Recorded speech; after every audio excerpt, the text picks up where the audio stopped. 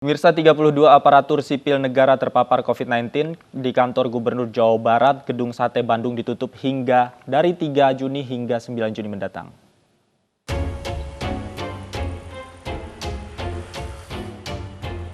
Gedung Pusat Pemerintahan Provinsi Jawa Barat Gedung Sate ditutup mulai Kamis 3 Juni hingga 9 Juni 2021.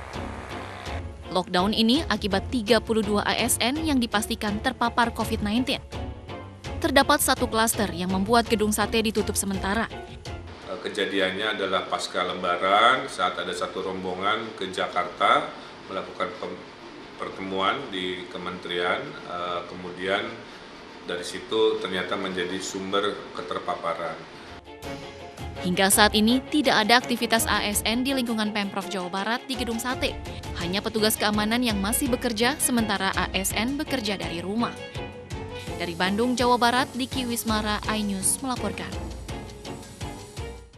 Pemirsa, selain Gedung Sate Bandung, lantai 4 Gedung Balai Kota DKI Jakarta ditutup sementara waktu. Penutupan dilakukan setelah Asisten Perekonomian dan Keuangan Setda DKI Jakarta Sri Haryati terkonfirmasi positif COVID-19.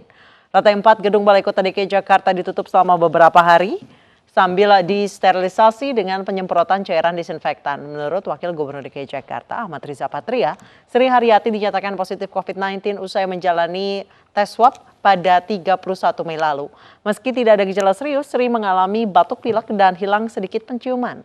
Saat ini Sri Haryati tengah menjalani isolasi mandiri di rumah. Mudah-mudahan dalam waktu yang tidak terlalu lama, Ibu Asisten bisa segera pulih, sehat kembali, kita doakan, dan kembali beraktivitas sebagaimana hari-hari sebelumnya. Tidak hanya lantai 4 Gedung Balai Kota yang lockdown, satu RT di Semper Barat, Cilincing, Jakarta Utara melakukan micro-lockdown sejak 24 Mei lalu.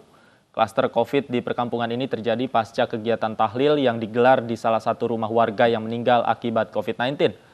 18 warga kini telah dibawa ke Rumah Sakit Darurat Wisma Atlet, sedangkan 3 warga yang dinyatakan positif beserta 1 warga yang masih menunggu hasil pemeriksaan COVID dibawa ke Rumah Sakit Umum.